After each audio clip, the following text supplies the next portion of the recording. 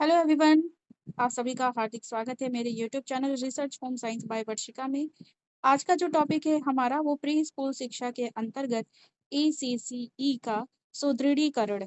आपको इस टॉपिक की जानकारी शायद नहीं रही होगी या बहुत सारे बच्चे पहले भी कमेंट में पूछ चुके हैं इसके बारे में। तो आज इसी टॉपिक के बारे में हम चर्चा करेंगे कि ये क्या होता है, इसका फुल फॉर्म क्या है, इसके कार्य क्षेत्र क्या होते हैं।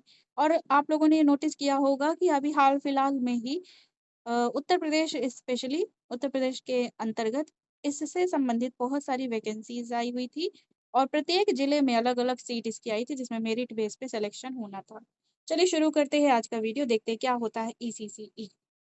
तो देखिएगा कि आंगनवाड़ी केंद्र के माध्यम से 3 से 6 वर्ष की आयु 3 से 6 वर्ष की आयु वर्ग के बच्चों को प्रारंभिक बाल्यावस्था में देखभाल और शिक्षा की सेवाएं प्रदान की जाती है। आंगनवाड़ी केंद्रों पर प्रयोग आधारित शिक्षा के क्रियान्वयन पर शिक्षा नीति में आंगनवाड़ी कार्यकर्त्री की बहुत ही महत्वपूर्ण भूमिका होती है।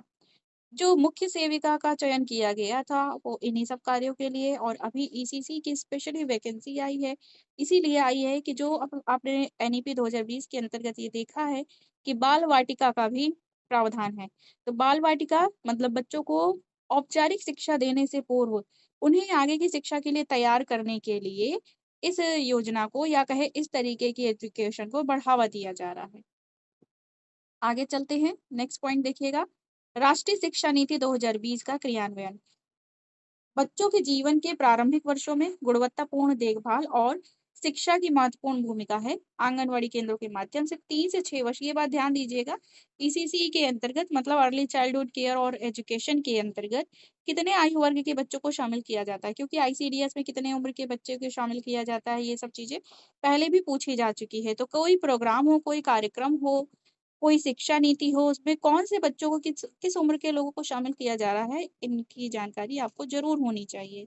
इसमें 3 से 6 वर्ष के बच्चे होंगे, इनकी प्रारंभिक बाल्यावस्था में देखभाल करना, शिक्षा और सर्वांगीण विकास की दृष्टि से ECCE की गतिविधियाँ अत्यंत ही महत्वपूर्ण होती है। और ये देखिएगा इसका फुल फॉर्म लिखा है early childhood care and education. Clear point. Next अब हम आगे बात करते हैं कि जब राष्ट्रीय शिक्षा नीति 2020 में भी ECC को महत्व देते हुए स्कूली शिक्षा के बुनियादी स्तर में इसे सम्मिलित किया गया है। राष्ट्रीय शिक्षा नीति के नए शैक्षिक ढांचे में 3 से 8 वर्ष की आयु को बुनियादी शिक्षा की अवस्था माना गया है। देखिए ध्यान दीजिएगा, फाउंडेशन स्टेज 3 से 8 वर्ष को बुनियादी शिक्षा की अवस्था माना गया है। किसमें? राष्ट्रीय शिक्षा नीति के नए शैक्षिक ढांचे में, मतलब कि NEP 2020 में। तो यहाँ से ऐसे ही प्रश्न आपसे बनेंगे, डायरेक्ट ऐसे ही प्रश्न पूछे जाएंगे, तो आप लोग प्रिपेयर रहिएगा। आगे अब चलते हैं नेक्स्ट पॉइंट पे। यहाँ पे देखिएगा निपुण भारत के तहत बुनियादी साक्षरता और संख्या से संबंधित 5 से 6 वर्ष आयु बच्चों के लिए निर्धारित लक्ष्य क्या है? पहली बात भाषा पे ध्यान देना, दूसरा गणित पे ध्यान देना। दोनों में क्या है? भाषा के अंतर्गत अक्षरों और संगत ध्वनियों को पहचान पाते हैं बच्चे और कम से कम 2 अक्षर वाले सरल शब्दों को पढ़ सकते हैं। फिर दूसरा है गणित, तो 10 तक के अंकों की पहचान और पढ़ पाते हैं और एक क्रम में घटनाओं की संख्या, वस्तुओं, आकृतियों, घटनाओं को व्यवस्थित कर लेते हैं। किस आयु वर्ग के बच्चे? तो 5 से 6 वर्ष। और ये कहाँ आपको सिखाया जाएगा ये सब चीजें? ये सब ECC के अंतर्गत जोड़ी गई हैं।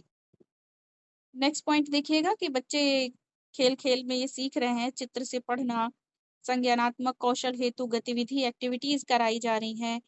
दूसरा सृजन गतिविधियाँ, रचनात्मकता सिखाई जा रही है। समूह गतिविधियाँ मतलब ग्रुप में बच्चों को खेलना सिखाया जा रहा है ताकि टीम भावना एक विकसित हो सके। अब बारी है यहाँ पर आंगनबाड़ी कार्यकर्तियों का प्रशिक्षण। तो उत्तर प्रदेश के बेसिक शिक्षा विभाग के सहयोग से 676 ECC मास्टर ट्रेनर और 3520 ब्लॉक लेवल ट्रेनर बनाए गए हैं, जिसमें जिनके द्वारा 1,56,000 आंगनवाड़ी कार्यकर्तियों का प्रशिक्षण स्कूल पूर्व शिक्षा के लिए किया जा रहा है। तो ECC में ध्यान दीजिएगा कि स्कूल पूर्व की बात हो रही है। ECC सामग्री वितरण विभाग द्वारा आंगनबाड़ी कार्यकर्त्री एवं बच्चों के लिए प्रयोग हेतु शैक्षणिक सामग्रियों की आपूर्ति कार्रवाई 75 जनपदों में की जा रही है। 75 जनपद जो कि उत्तर प्रदेश में आप जानते ही है। अब है आंगनवाड़ी कार्यकर्त्री के प्रयोग हेतु पहल मैनुअल विकसित की गई। इस पुस्तिका में ईसीसी गतिविधियों के संचालन के अतिरिक्त पीटीएम, फील्ड विजिट, वार्षिक उत्सव, कम लागत, बिना लागत, टीएलएम के निर्माण आदि पर भी दिशा निर्देश दिए गए हैं। तो टीचिंग लर्निंग मटेरियल की कितनी आवश्यकता होती है पढ़ाई के समय, तो आप ये अच्छे से जानते हैं। नेक्स्ट पॉइंट यहाँ लिखा है कि मासिक थीम आधारित वार्षिक गतिविधि कैलेंडर, जिसमें प्रत्येक दैनिक गतिविधि को ईसीसी मैनुअल के साथ लिंक किया गया है, ताकि आंगनवाड़ी कार्यकर्त्री उसका प्रयोग सुगमता से कर सके। अब यहाँ पे देखिए पहल नाम देखिएगा, इसको ध्यान दीजिएगा, कौन सी पत्रिका ये मैनुअल निकाली गई है आंगनवाड़ी कार्यकर्त्री के लिए। अच्छा, मैनुअल बुक वह होती है जिसमें टीचर्स को काम कैसे करना है या फिर किसी भी चीज का क्या आंसर है, ये सब चीजें किताब में पहले से मेंशन रहती है। जैसे लेसन प्लान बनाते हैं, पढ़ाने जाना होता है स्कूल में, तो लेसन प्लान पहले बनाना होता है कि उसमें हम सब चीजें पहले से डिसाइड कर लेते हैं कि हमें ऐसे पढ़ाना है, ऐसे पढ़ाना है, ऐसे क्वेश्चन पूछना है, इस टीएलएम का प्रयोग करना है। वैसे ही मैनुअल भी उसी तरीके की पुस्तक होती है जिसमें पहले से ही किसको क्या कार्य करना है, किसी भी शिक्षक को वो एक्टिविटीज के बारे में इसमें पहले से जानकारी रहती है। देखिए यहाँ पे लिखा है पहल आंगनवाड़ी कार्यकर्त्री ईसीसी मैनुअल, मैं और मेरा परिवार। तो ये सोमवार मंगलवार अलग अलग देखिए एक्टिविटीज, और ये कब, अप्रैल के लिए। तो अलग अलग समय के लिए ऐसे एक्टिविटीज हर दिन क्या रहेगी, ये लिखा है, मेंशन किया गया है।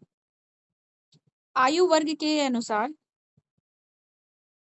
3 से 4, 4 से 5, 5 से 6 वर्ष के बच्चों के हेतु 3 पृथक पृथक बाल गतिविधि पुस्तिकाएं भी बनाई गई है। देखिएगा, ये 4 से 5 वर्ष, ये 5 से 8, ये 3 से 4, ये अलग अलग बच्चों के लिए ये बनाई गई है। ठीक है, और ये किसके अंतर्गत, किस योजना के, तो ईसीसी के अंतर्गत ही। फिर यहाँ पे बच्चों के प्रयोग हेतु 7 एनबीटी पुस्तकों की सेट भी तैयार किया गया है, जिसमें रोचक और रंगीन चित्रों से युक्त 6 बाल कहानियां दी गई हैं। विभाग द्वारा 75 जनपदों के समस्त आंगनवाड़ी केंद्रों में एनबीटी पुस्तकों के सेट की आपूर्ति की जा रही है।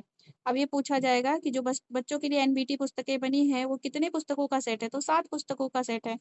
ठीक है, सॉरी रुकिए, 7 एनबीटी पुस्तकों का सेट है जिसमें रोचक और रंगीन चित्रों युक्त 6 बाल कहानियां दी गई हैं। बाल कहानियों की संख्या कितनी है, तो 6 कहानियां होंगी। कितने जनपदों में वितरित की जाएंगी, 75 जनपदों में। क्लियर बात। अच्छा, आपने देखा होगा ये उस आधार पे है, जैसे आपने देखा होगा जो प्राइवेट स्कूल होते हैं उनमें प्ले ग्रुप होता है, प्ले ग्रुप जिसमें बच्चे पढ़ते नहीं है, खेल खेल में सीखते हैं, और वही चीजें गवर्नमेंट स्कूल में भी लागू किया जा रहा है। तो ये कहानी जो जो दी गई है किताबों का सेट, उसका एक उदाहरण फोटो यहाँ पे दिया है। पशु पक्षी का नाम बताएं, बाजार की सैर, तो इसमें कहानियां वगैरह हैं, तो बच्चे इमेजिनेशन पावर अपनी विकसित करेंगे। मुनिया रानी, ठीक है, मोताई नाई दादी माँ, ऐसे सब कहानी है। बच्चे के अर्ध वार्षिक मूल्यांकन हेतु आयु वर्ग अनुसार पृथक पृथक व्यक्तिगत बाल मूल्यांकन कार्ड भारत सरकार के प्रारूप के आधार पर भी वितरित किए गए हैं कि बच्चों का मूल्यांकन भी करना है, असेसमेंट करना है कि बच्चे सही गति में जा रहे हैं कि नहीं, तो इसलिए भी ये कार्ड भी वितरित किए गए हैं। प्रत्येक आंगनवाड़ी केंद्र को उपलब्ध कराई जाने वाली प्री स्कूल किट में सम्मिलित मुख्य सामग्री संलग्न 3 दी गई है। तो ठीक है, बच्चों से संबंधित किट जो दी गई 3 दिन की संख्या में दी गई है। तो बस ये ध्यान दीजिएगा, ये टॉपिक ईसीसी से संबंधित था। बाकी आप कोई और टॉपिक के बारे में जानकारी जानना चाहते हैं तो आप कमेंट में बता दीजिएगा। और आप मेरे चैनल से अगर पहली बार जुड़ रहे हैं तो सब्सक्राइब कर लीजिएगा, ताकि आपको होम साइंस और कॉमन टॉपिक से रिलेटेड आपको आगे भी वीडियोस मिलते रहे, क्योंकि बहुत सारे ऐसे कॉमन टॉपिक है जो हमारे होम साइंस में अक्सर पूछे ही जाते हैं। तो आज के लिए इतना ही, अपना ख्याल रखिएगा। धन्यवाद।